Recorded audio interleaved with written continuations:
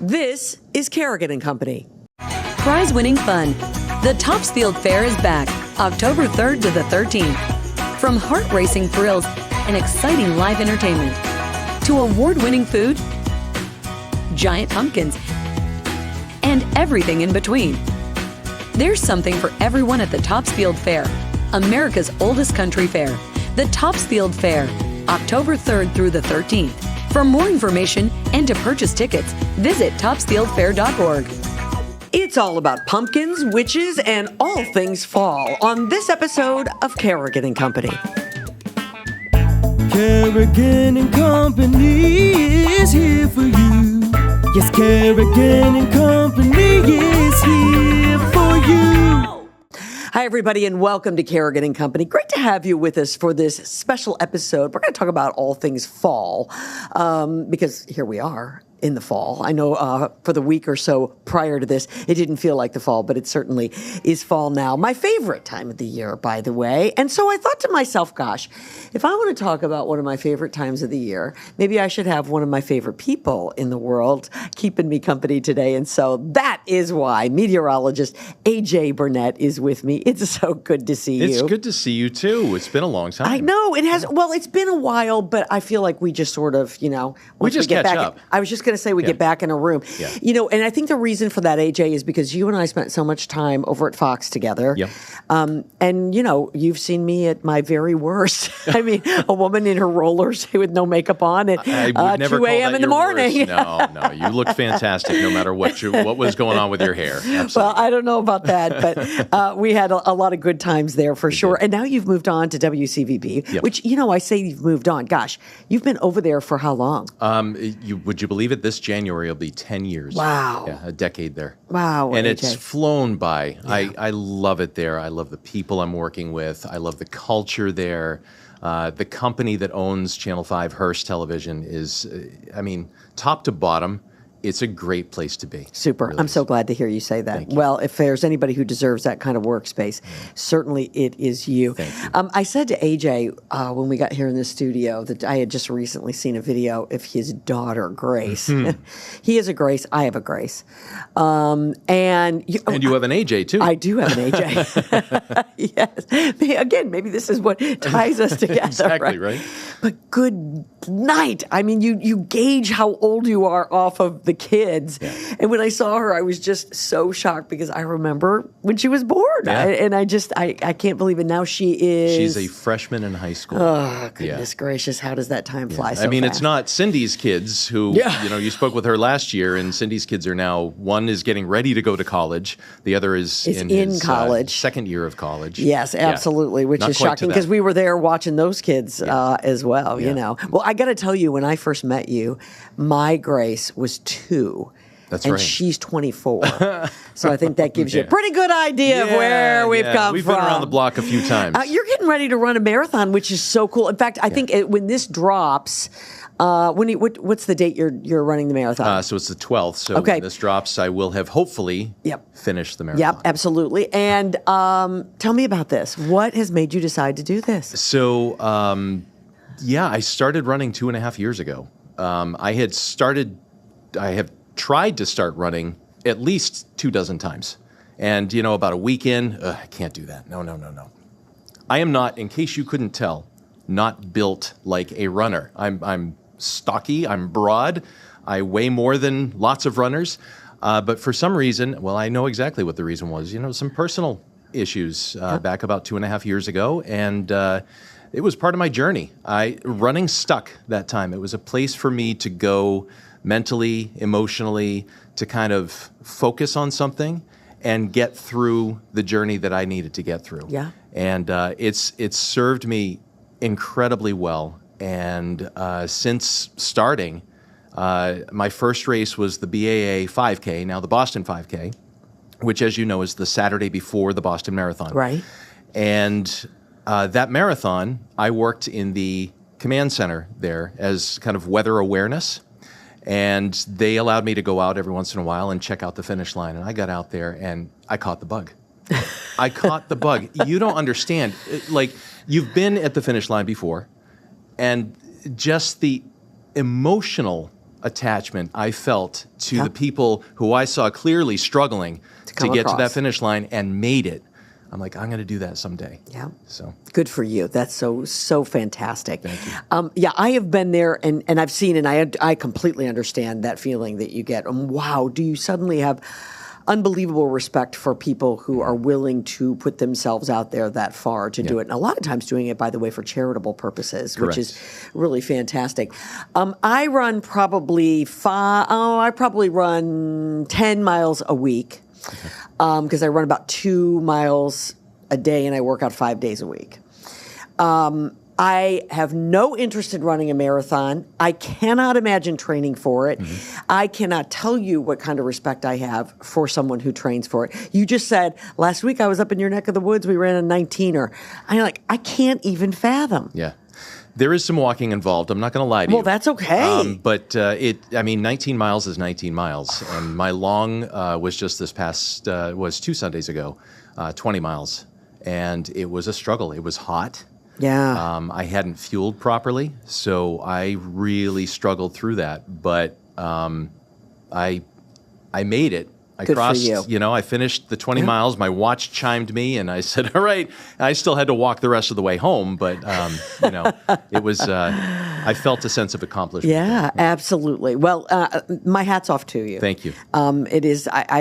Runners are folks of a different breed than I am. I just And a different breed than I am, too, frankly. But I'm doing it anyway, I'm doing right? it exactly. Yeah. So tell me about A.J. Burnett. What's going on with you outside of running a marathon, which has taken up a whole lot of your time, no doubt about it, and obviously the great work that you do over at Channel 5. So what else is going on? Yeah, well, for those that don't know, I mean, you see me on TV every once in a while. My full-time job is actually called the weather producer, so I'm behind the scenes most of the time.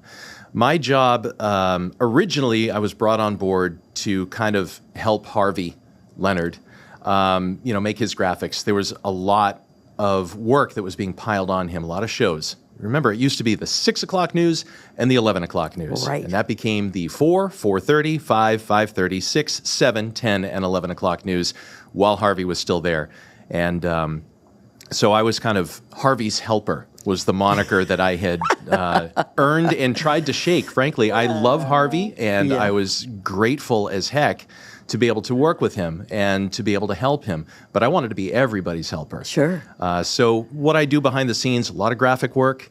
We just launched a brand new graphics package, not only at 5, but all of the Hearst stations. We're rolling that out now. I was part of the corporate team that was putting awesome. that all together. Wow. I do a lot of workflow sort of stuff. If I can save Cindy Fitzgibbon, 5 minutes in the morning from having to put data into a graphic and I can automate that, then that's what I do. A lot of writing for the web, a lot of liaising with the different departments. How lucky are they to have you, though? Because then all of a sudden there's a horrible storm and you're somebody who can go out and cover that. Right. Somebody calls in sick at the last minute and you can step in front of the chroma key. I mean, you really are a jack of many weather trades, if you will. And I think that's a great thing to be. Thank you. When we have interns every summer, and among the things that I tell every single intern that comes through there is versatility is going to be key when you get into the workplace. The more things you can do, you're never indispensable. Right? We need to remember that. But you become less dispensable, I guess. The more things that you can do, is just going to serve you better. And so I want to learn as much as I can, possibly learn and do as many things as I can do and wear a smile on my face through it all. And that has served me very well. Well, you have a smile on your face constantly. I must tell you, I have many wonderful stories about working with A.J.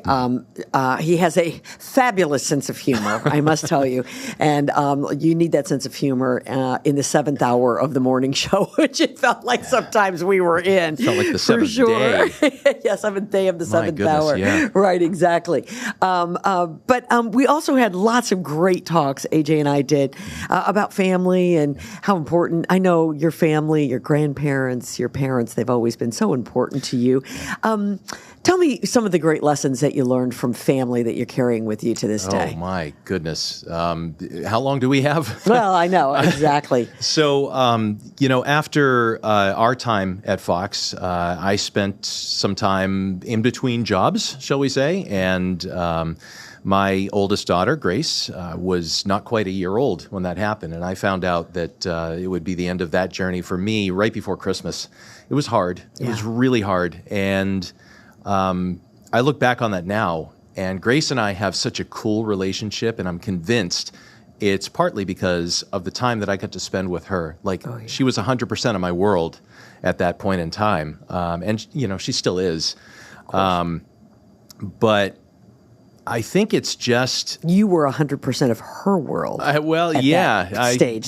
Sometimes that's what and it her is, mom right? too. Because I mean, she's a baby, she's young, and But I had that time with her that would not have been replaceable. Yeah. Right. To see her fall asleep for her nap and be able to feed her and her strained carrots all over her face and stuff like that. It was really a magical time. Yeah. It was hard during that time to have gone from breadwinner in the family to exclusively taking care of your kid.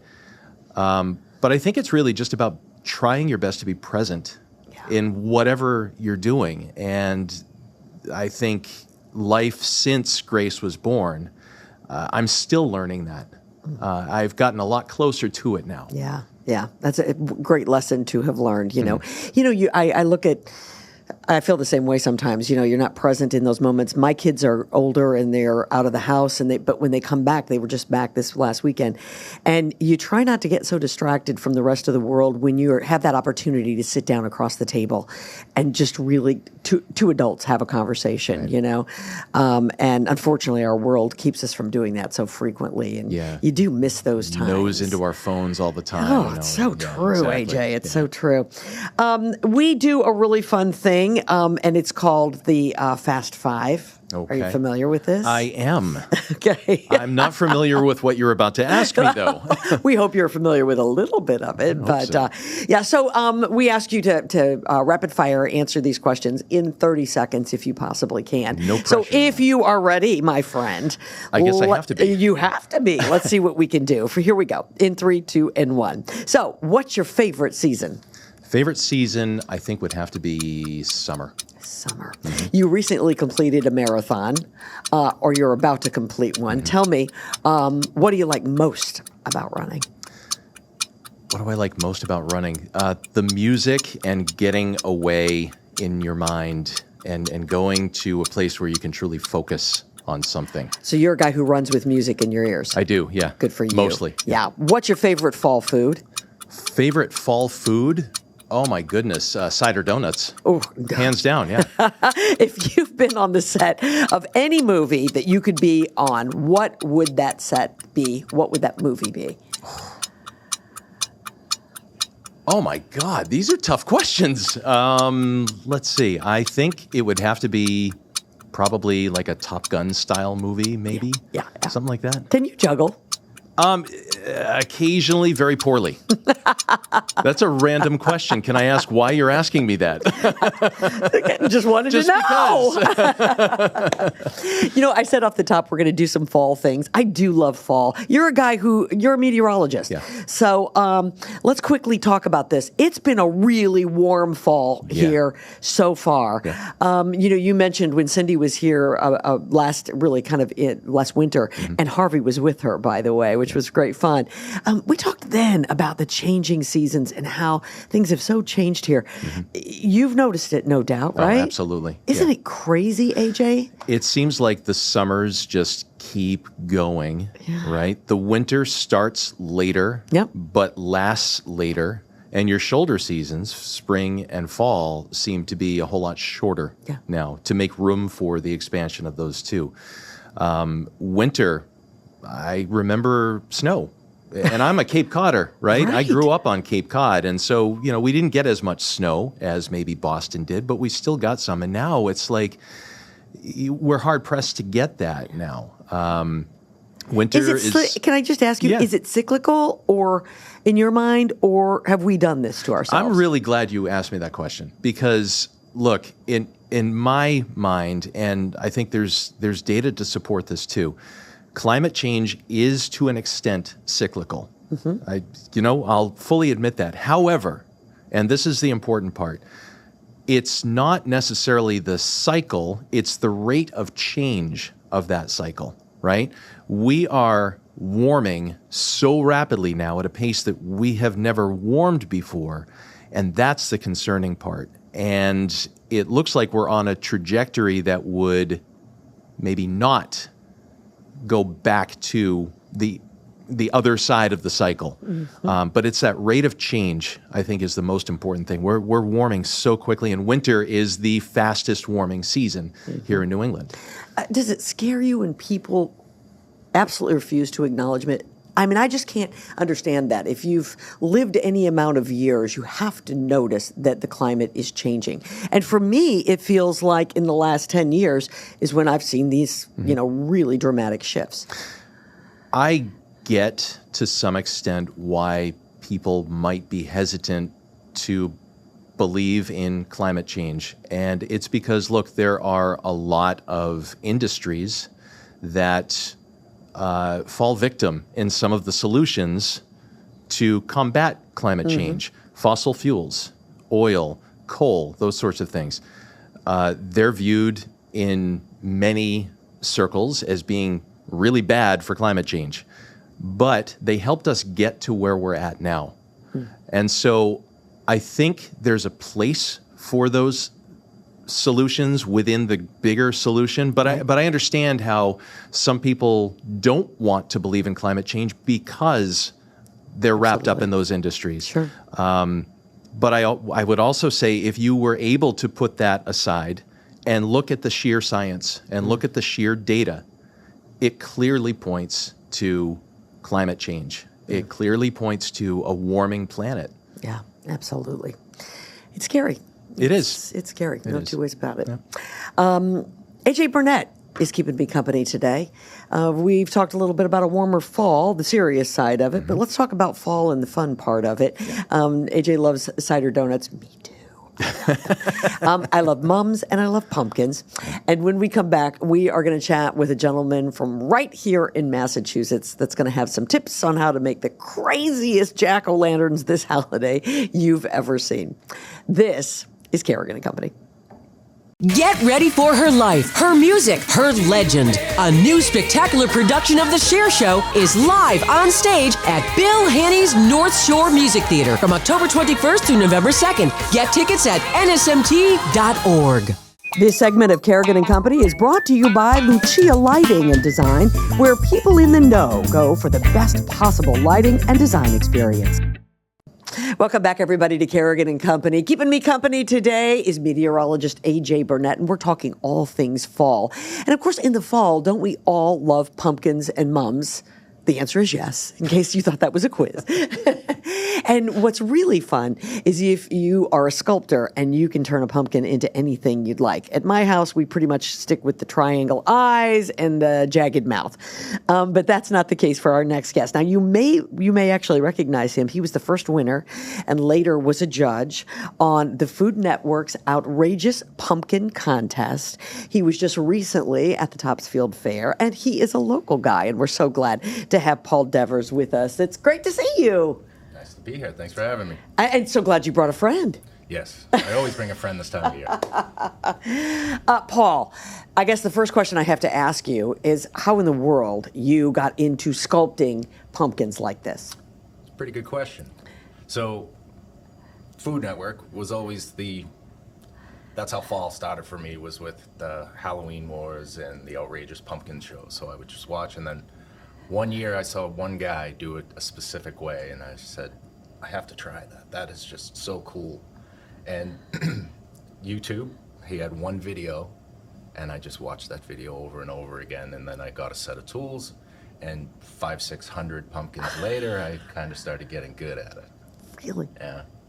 What sorts of things were you carving before this? I mean, was it the jagged teeth and the triangle eyes like the rest of us? The standards, yeah. I don't know how one accelerates from going from that to this. This is incredible. Well, 0 to 100, it's sort of like when you see inspiration in anything and you want to Yeah. dive into it, I just went all the way in. Okay, so now wait a minute. Before elaborating on AJ's question, were you a sculptor? Are you a sculptor prior to pumpkins? Sarcastically. Sarcastically, I could okay. always do it. I never liked art class. I would fail art class. Really? But I could do everything that they wanted me to do. It's just sort of, I'd be like, that's not really. You didn't like really being what I told wanted." what to Yes, do, right? Exactly. Yes, Yeah. it's got to be on my terms. Yeah. So it just wasn't your thing, Yeah. although you were really good at it, which is so rare, right? If you're good at something, my gosh, if I can find something I'm good at, boy, that's my thing. That's for sure. I'm just still looking for it. So, I mean, are you an artist in any other way? I mean, prior to being a sculptor, did you do something else? Sure, but always just for Just as a for fun. It's always as a hobby. I mean, this Yeah. is still a hobby for me. I Yep. still have my full time. This Yep. is my wonderful fall side hustle. Okay, I love it. I love it. So let's explain, if you will, because we have people who are listening to this podcast, not just watching. So sitting here on the desk with us, AJ, is this incredible pumpkin that Paul has sculpted a face into. But Paul, why don't you explain what it is that we're looking at here? All right, so rather than the standard jack-o'-lantern where you would cut out your shapes, this is called subtractive sculpture. So I have to push into the surface to sort of bring the face out. It's almost working through subtraction.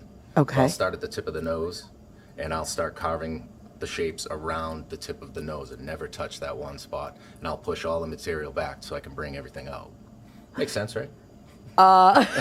It actually, in a Kinda weird way, does. does. Strange, yes, once you get it. So to explain to those who are listening, he doesn't open the top of it and clean it out like we all do. This is actually carved into the side of this pumpkin. I'm amazed that there's as much meat there on a pumpkin to carve this, because you have full details that make it's a face. Someone is winking. The mouth is sort of off to one side. He has very deep cheeks. Mm-hmm. So how do you choose a pumpkin and know that this is going to work? Weight. Weight. And stem. So if you have a big fresh stem like this one has a pretty good stem and it's green, and you pick it up and it's very heavy for its size, you know you're going to have more material. Okay. Fantastic. Yeah. What are some of your favorites that you've done? The next one, in the words of Tom. I did a Bill Belichick one years ago that was sort of the first one that I ever got any attention for, really, on social media. Yeah. To the point where I was saying, could I get credit for that if you're going to use it all over the place, please? Right. Yeah. And then because of that, the next year when Belichick got his 300th win as a head coach, I was in Chicago at the time, and the New England Patriots asked me to come home and carve 2 for the set. Really? Yeah, so that might be my favorite one, just for everything that was attached to it. So it's amazing because these aren't just random carvings. You actually carve people or things that are familiar to you into these pumpkins. Yeah, So a lot you of- have that artistic ability. I try not to use a reference for the most part. Okay. Even with the Belichick one, it just sort of looked like it would have a hood, so we called it Coach. So I had to get in trouble. I did get a little Belichick vibe from that one, but yes, I saw it on your website, and I was like, that's absolutely a distorted Belichick. Very, very unhappy with the headset and the hood. Yep. That's Coach. Now, you were saying that you look for a specific type of pumpkin. Do you ever grow them? I've tried and failed miserably. Yeah, really? Yeah, they just need so much work, and it's usually you have to start them early in the summer and really lots of water. And I've got a family, and we like to go away and do things. So I've tried. But Yeah, too much babying. They neglect. These are the children I can't keep. So I'm not good at it. So tell me about carving in the fall. I mean, what do you do with these pumpkins? What happens in the fall to you, Paul? In the fall, usually I have to find the good pumpkins, whoever's Okay. got them, because I'll start getting requests for things coming in the fall. I'll get that usually starting in August. So you're selling these in the Yes, fall? yes. Okay. A lot Okay. of demonstrations, but a lot of corporate clients want their logos and, the simple stuff like that. But I love the events when the kids can come and watch. And you never get to see somebody sculpt at all unless you go to the beach when there's a sand sculpting contest or something like that. So especially in the fall, 3D pumpkins, you never see somebody doing it. So Right. that's what I get excited for, is find the right pumpkins. And you No. recently did that, right? Yes. At Topsfield Fair. Yeah, and what was that? How did that go? It's amazing every year. It's my favorite part of fall. Even growing up, before I carved pumpkins, it was once you went to the fair, that's when fall really started. So to be able to work for them now is just, it's the best. With a regular jack-o'-lantern pumpkin, you've cut off the top, and we've already established that you don't do that here. But if you want to light it, you would drop a candle or an LED little light inside. How do you light these? I mean, do you light them? You can't do it from within. No, that's a good question. Well, we'll back up a little. For the jack-o'-lantern, the trick is to cut the bottom off your pumpkin. Never cut the top off. Because if you cut the bottom off, I've been Do you know how many years all these years, and you have a handle, and you can just drop it on the light, right? Wow, that is so smart. Blew my mind. When they mind told me. equals blown right now. All right, folks, now you've gotten your first tip. All right, now these though, do you light them from the outside No, or do you- downlighting, similar to Downlighting. studio lighting at home. When in my studio, I have similar setup. Everything should come down to create shadows because you're really just tricking the eye. If you turn it to the side, you can tell it's not a full profile. But if you get the right depth, like you said, the cheeks, Yeah. the corners of the eyes, that's where all the light gets sucked into. So if you can create those shadows from above, you can trick anybody. How long does it take you to do something like this one that we have here? I timed that one. That one took me 1 hour and 25 minutes. Really? That's Only it? an hour?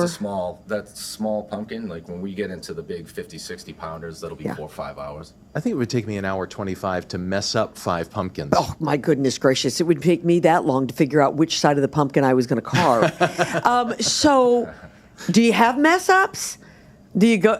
I mean, do you like wad them up like you do paper when you're writing, and you just throw it in the trash and you start again? I can't tell you that. There are no mistakes in life. But yes, every 5 minutes there's something like, oh, Paul, why? What did you do that for? That's a lot. Another reason I think to be creative and not use reference, because everything's coming from your mind, so Okay. you can sort of pivot. If something, you pull the tool too hard or something, all right, now the nose is over here. And if you really mess up and get into the middle, well, guess what? Now you made a zombie and there's no mistakes. There you go. I love that. Now you brought the tools. I So did. let's show, and we'll explain it to our folks who are listening, so you understand there are specific tools that you use to do this kind of carving. All right.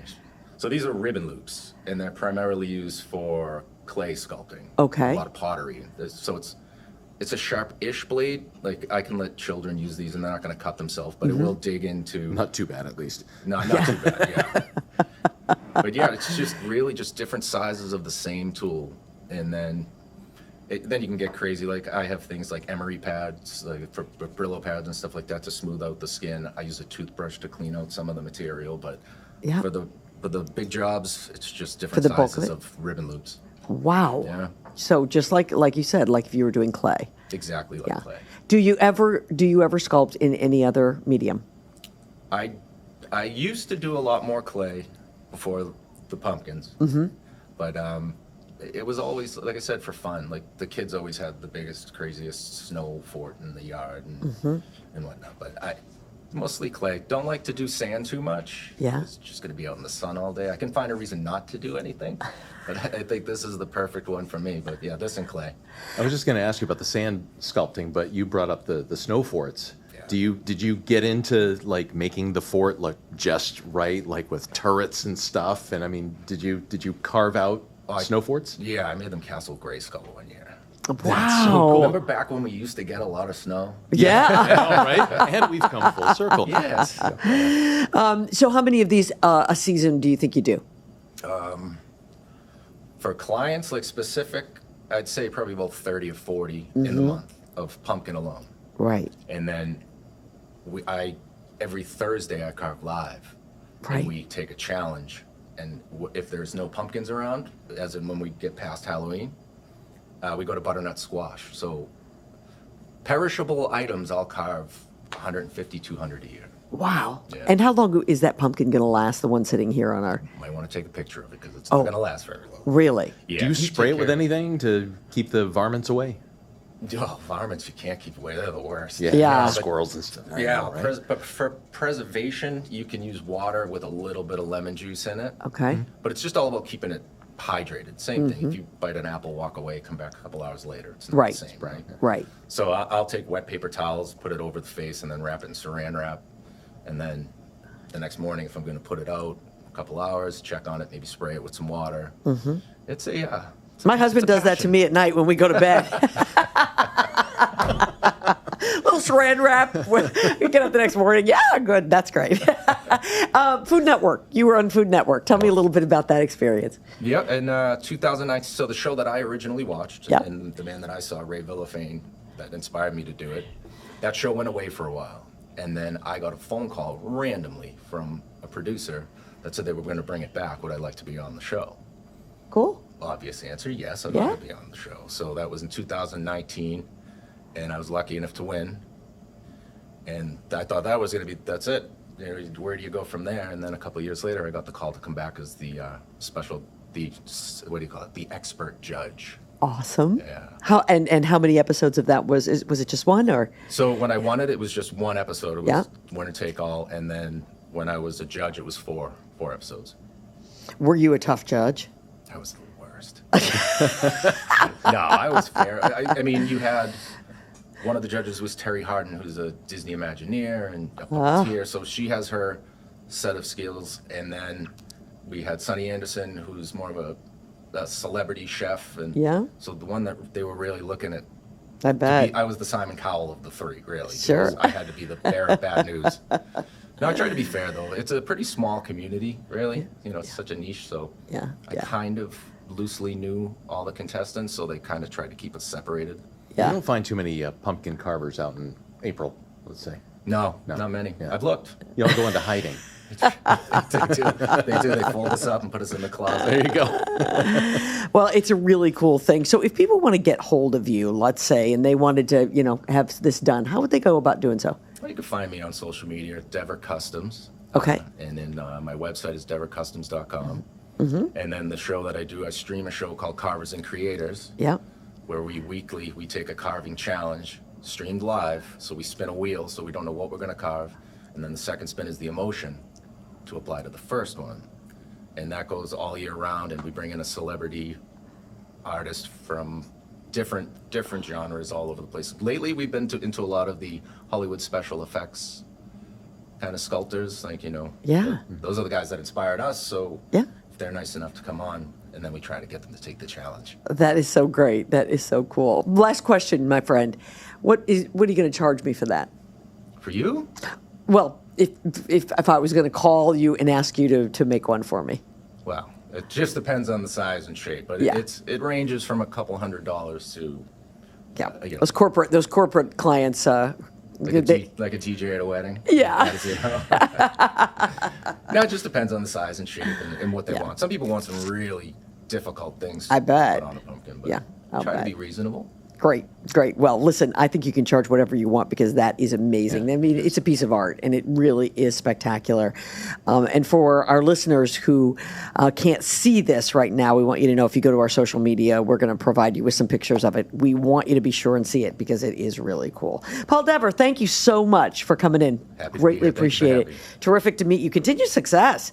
This is really cool. That is for sure. Appreciate it. Stay with us, everybody. This is Kerrigan and Company. The holidays are coming. Is your house ready? If you're like me, you probably want to make some changes before your friends and family arrive to celebrate the season. You might need entirely new lighting, or maybe you just want some new pieces of furniture or some accessories. No matter what you're looking for, my friends at Lucia Lighting and Design in Lynn can help. Start by going to lucialighting.com to take a tour of their beautiful showroom, then make an appointment to see their incredible inventory of in-stock items. That's lucialighting.com. Tell them Kim sent you. If you like rum, you're going to love Rumson's Rum, New England's most award-winning rum brand. Rumson creates distinctive and savory flavor profiles by hand-selecting and marrying the finest barrel-aged Caribbean rums. The spirits are then blended and finished in the New England Rum House. Choose from Rumson's Gold, Spiced, Grand Reserve, or Coffee Rum. Find Rumson's at liquor stores or ask for it at your favorite restaurant. Learn more at rumsons.com. That's rumsons.com. Rumsons. Life lived. Life enjoyed. This segment of Kerrigan and Company is brought to you by Bill Haney's North Shore Music Theater. Stars come and go, but Cher is forever. The Cher Show, a high-energy celebration of Cher's life, is on stage October 21st through November the 2nd. Get your tickets at nsmt.org. Welcome back, everybody, to Kerrigan and Company. Keeping me company today, A.J. Burnett. The pumpkin's crazy, right? Oh, my God. Like, I can't fathom even drawing something like that, let alone carving it out of a pumpkin. Well, what I think, I have to draw my triangles on my pumpkin before I start to cut them. And he said that pumpkin that we, saw here today, he did this morning after he ran to the gym. Yeah. So, I mean, it really is, that's amazing. He's an artist. He just doesn't, Each one of my carvings looks like it belongs in a dental office somewhere. Like, they need dental work. Because my teeth never come out right. That's They're exactly awful. right. Or eventually I have to push some in because I've done such a bad job. Well, that was amazing. And Paul is really quite the artist, so that was really cool. As we continue to talk about the fall, obviously around here, and not just here, by the way, this is across the country. One of the big fall attractions is Salem, Massachusetts. And you and I live on the two sides of Salem. That's right. You're up there in Danvers. I'm in Swampscott. So we are very familiar with what is really a lot of fun. There's a ton of fun to go on there, but those of us who live around it at this point, we've had our fun and now we sort of just avoid it. I mean, getting there is not fun, but once you're there, it's tons of fun. Yeah, it really is. But I think a lot of people don't know all that much about the background when it comes to Salem and the witches. It's fun to see all the cute costumes and all the pumpkins and all the fun, but there's a story behind the Witches of Salem, So joining us today to talk a little bit more about that is Rachel Christone. She is the Director of Education at the Salem Witch Museum. And Rachel, so good to have you, and happy Halloween, my friend. Thank you. I feel like it's been Halloween for weeks now. We have weeks to go still here in Salem, but thank you. So let's get some background on how things got started for you there at the Witch Museum. How did you land there? I actually, I'm sure I know many people in Salem got here completely by accident. I was just an undergraduate history major looking for a job, any job in the field, really, just hoping to get some experience in a museum setting. Sent out applications all over Massachusetts and got hired at the Salem Witch Museum. And when I was initially hired, I was just a general floor staff. I didn't know anything about the Salem Witch Trials. I'm embarrassed to say. I kind of learned as I went, and just like so many other people, became obsessed. It's such an interesting story. It pulls you in. And, I never left. We're going on 10 years now of working here in Salem. Would you like to go? Okay. No. Go ahead, please. Would you say that, would you agree with me in the statement that a lot of people really don't know what the background of the Witch Museum and the witch trials, they really don't know what that's all about? Yeah, I would say the average person has a very surface level understanding. If there is any kind of historical background, it's often based in a reading of the Crucible. That's really the only reference, in most cases in Common Core in the United States today. Oftentimes it's an English class even reads the Crucible, and that's really your only exposure to the Salem Witch Trials. But beyond that, people see it referenced in popular culture and TV and movies. So they know witch trials happened, but they really don't have any understanding of what that actually means and what took place in Salem in 1692. Right. I will tell you that having grown up here in New England, when I thought of, witches in Salem, pointy hat, broom, right? Because that's what I grew up kind of watching. But I've since learned there's a whole lot more to it. I still don't feel like I know the full story. Is somebody who comes into your museum going to leave with an entirely different view of what really happened? Like, what's the experience there? Yeah, that's the goal. So we are kind of an unusual museum because when we were founded in 1972, we were not collection centered because there are very few artifacts that remain from the Salem Witch Trials. There's the documents from the trials, which are kept primarily by the Peabody Essex Museum today. There's a handful of items that are thought to be connected to individuals involved, and that's it. So when we were created in 1972, Salem was becoming more popular. More people were coming here wanting to learn about the Salem witch trials, in part thanks to the TV episodes of Bewitched that filmed in Salem. So our museum created this kind of immersive experience. So you go into a first presentation space, you sit in a darkened auditorium, and stage sets are illuminated in time with a theatrical narration, which gives you an overview of the Salem witch trials. So you're kind of looking into scenes from that year, and you hear about the big things that happened. Obviously, it's a very complicated event, but we try to just give people an overview of the very beginning to the very end, what actually happened. Mm-hmm. Then you go to a second exhibit, which is called Witches Evolving Perceptions, which is a more traditional docent-led tour. We have begun collecting artifacts in the last 10 years that relate more to the European witch trials and the evolving image of the witch. So that's really what we delve into in that space, because most people aren't aware that there were hundreds of years of witch trials that predate Salem. In fact, the Salem witch trials happened really late in the witch trials period, which is partially why we're so familiar with them, because they were quite unusual and very shocking for the time and the place.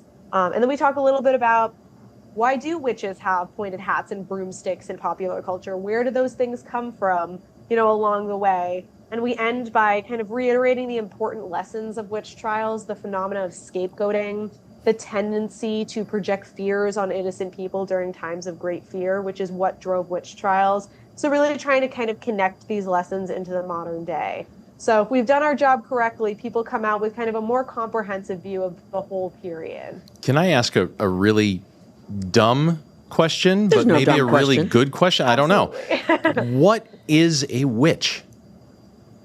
It's not a dumb question at all. Thank you. I appreciate that. If you were to ask a person walking down the street today, they would have a very different answer than a person in 1692, right? So a witch is originally defined as a criminal offense. It's something that is set down in the law.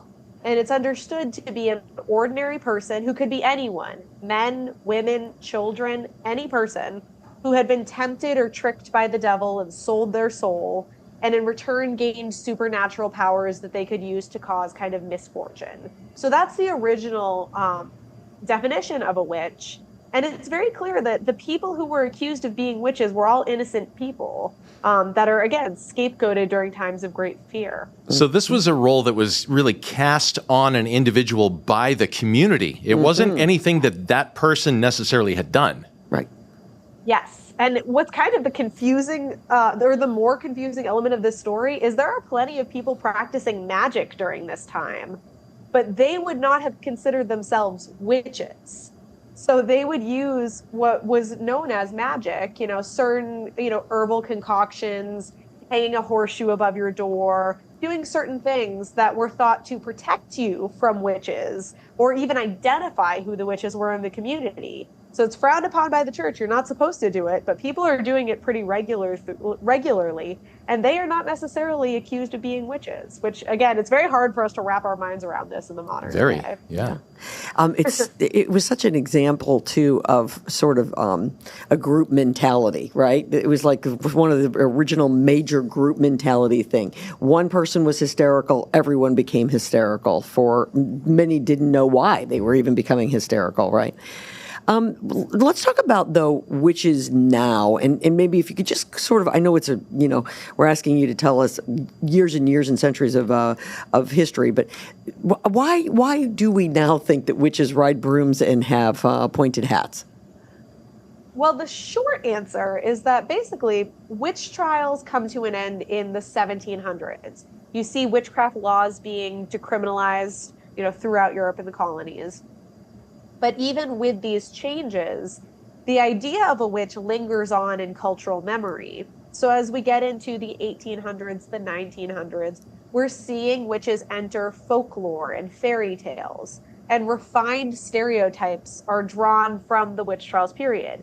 So just a quick example of that is flying on a broomstick. During historic witch trials, people were often accused of flying around to meet the devil. But there was no consensus on how they did this. So depending on where you were and who was telling you the story, some people said witches flew backwards on goats. Some said they flew on pitchforks. Some said broomsticks. Some said, of course, they can't fly in a literal sense, they're dreaming, they're thinking they're flying in their dreams. The story here in Salem was they flew on sticks or poles. So why it is that the broomstick is the thing that sticks into the stereotype, we'll never be able to say with certainty. I mean, honestly, it could have just as easily been a pitchfork or a goat that witches are flying on in pop culture today. That's what I'm going to be scratching my head about all day, is why the broomstick stuck and the goat didn't. Like, why can't they be flying on goats? Yeah, because they had goats and they also had brooms. So where does this tie into the Wiccan religion? So essentially, in the early 20th century, there starts to be ideas circulating about fertility cults that had existed for centuries in Europe, and that during the witch trials, people were practicing these pagan religions, and those were the people who were actually targeted during witch trials. This actually doesn't hold up to the scholarship. That's not what was going on during witch trials, but it's a very powerful kind of mythic story that starts to take root. And as time goes on, people start to kind of broadly draw on older pagan traditions, older magical traditions, and kind of update them and bring them into the modern day. And the idea of a witch kind of begins with this misinterpretation of the history, but then it starts to evolve into this very powerful personal identity because of the tragic history associated with witch trials. Mm-hmm. So people who feel different, who see themselves pushing against social norms, particularly women who are outspoken, they're kind of seeing this resonance in the idea of a witch and kind of taking back the term and finding power in it. Mm-hmm. So in a very, very broad sense, that's really what's going on in the modern witch movement. And it's something that just keeps growing all the time. Yeah. I mean, I know that there in Salem, you can go to places and people identify themselves as witches. And this isn't an act. This is how they identify. So I've always wondered, well, are they practicing magic? Are they doing things like what I think of as a traditional witch? Or is there another side to all of this? Yeah, they're definitely not. There's a misconception that, they're devil worshippers, right? Right. That's where it starts. Right. And that's certainly not the case. They do see themselves as practicing magic, but that word means something very different to modern practitioners of witchcraft than what it evokes in pop culture. They're not trying to fly around on broomsticks or anything like that. They're seeing themselves as tapping into these older traditions and rituals that have to do with, symbols of the natural world, a lot of meditative practices, working with things like tarot and crystals and things of that nature. That's the kind of magical practices that they're tapping into. It's really quite a beautiful, peaceful religion. And a lot of of cultures that maybe we don't understand, we kind of consider that to be maybe scary or foreign, and maybe that's... This is it. Yeah. Exactly. Okay, now let me ask you another question. We've identified the fact that really witches are not scary. But there seems to be a lot of haunting going on in Salem. So do you believe that Salem is haunted? And do you have a story to either prove or disprove that? I always say I'm the wrong person to ask this because my answer is not fun. I really don't think Salem is haunted. Any more than any place else? Really? Huh? Any more than any place else, right?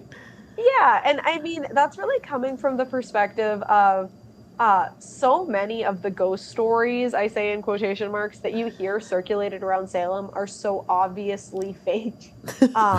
For example, the one you hear all the time is the curse of Giles Corey. Yes. So Giles Corey is an elderly man who's tortured to death during the Salem witch trials. He's pressed under heavy stones for refusing to comply with the court. And famously, it's thought that as he's dying, they ask him if he'll comply, and he only says more weight. And that's the story. That's what the history is for 200 years. And then in the 20th century, there's one storyteller in Salem who says, actually, he is being pressed and he says, "I curse you in all of Salem." And ever since he said that, every sheriff has died an early death, every sheriff of Salem. And it's completely based in nothing. There's nothing in the primary source documents. There's no evidence to suggest there's an unbroken chain of early deaths of the sheriffs. But tourists love it.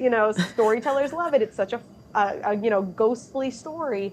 So there's a lot of that, which I find very difficult and also kind of disrespectful, right? Because our former education director, a wonderful woman named Allison Tamaro, used to say, you don't need to sensationalize the Salem witch trials. The story is sensational enough. Mm-hmm.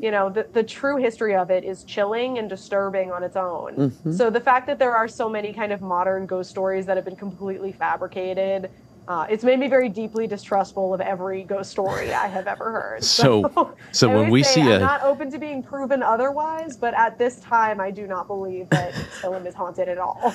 But nonetheless, if you see a job posting for sheriff of Salem, you might not want to audition or apply for that job. That might be something that you just kind of leave alone, right? I don't know.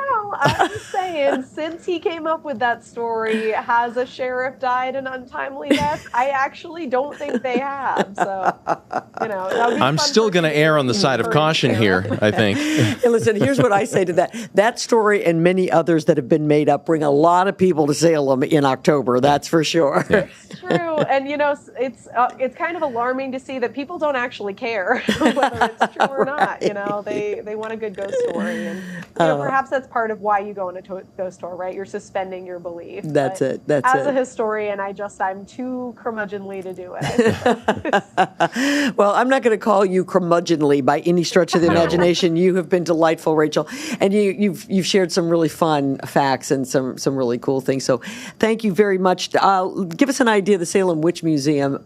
What's your hours? What are you guys open, especially right now during October? Well, during October, our schedule is a little difficult to wrap your minds around because it kind of depends on the day. Sure. On weekends day, for the most part, we're open until either 10 or 8. The rest of the week, we're open until 5. Those are just our special October hours because there's so many people here. The rest of the year, we're open from 10 a.m. until 5 p.m. And the best way to follow us is salemwitchmuseum.com or at Salem Witch Museum on Facebook, Instagram, and TikTok. Super. Rachel, thanks. Have a great October. Thank you. Best of luck with the traffic. Thank you. For us all. Yeah, right. We'll wrap things up in just a moment, everybody. This is Kerrigan & Company. Get ready for her life, her music, her legend. A new spectacular production of The Cher Show is live on stage at Bill Haney's North Shore Music Theater from October 21st through November 2nd. Get tickets at nsmt.org. Is there anything better than a fun Friday? Well, how about adding a facial to it? My friends at Sienna Aesthetic Medical Spa in Beverly are hosting Fun Facial Fridays every Friday in October from 11 a.m. to 3 p.m. Now, if you book a hydrofacial on an October Fun Friday, you'll enjoy $50 off, along with pumpkin coffee and muffins. So don't miss out on the savings and the fun. Book your October Fun Friday facial today at Sienna Aesthetics Medical Spa.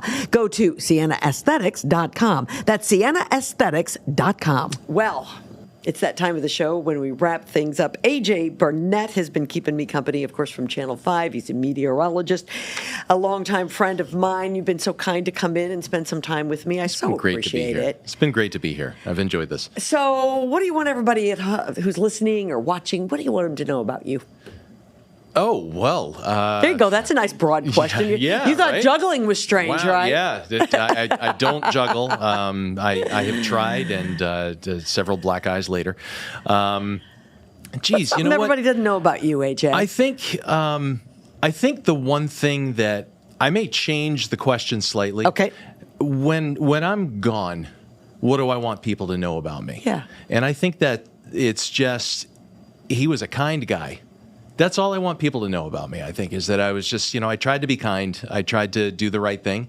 I tried to raise two awesome girls, two awesome, powerful girls who are going to change the world in their own right. And that, maybe he was occasionally right in the forecast. I think those are the things I want people to remember about me. Listen, you don't have to be gone for people to know that. All of which you have said is very true. Appreciate you being here. I appreciate you. Listen, continued good luck with the running. Thank you. Thank you. Yeah. I need every bit I can get. I got to tell you something. Just as you're running, just each time, just know that you have my admiration. That is for certain. I don't know what that's worth, but I just want you to know that. I will say that, you know, on the longer runs, when it gets difficult, I do think to the Facebook posts of people, the responses, as I've been kind of keeping people occasionally posted along the way.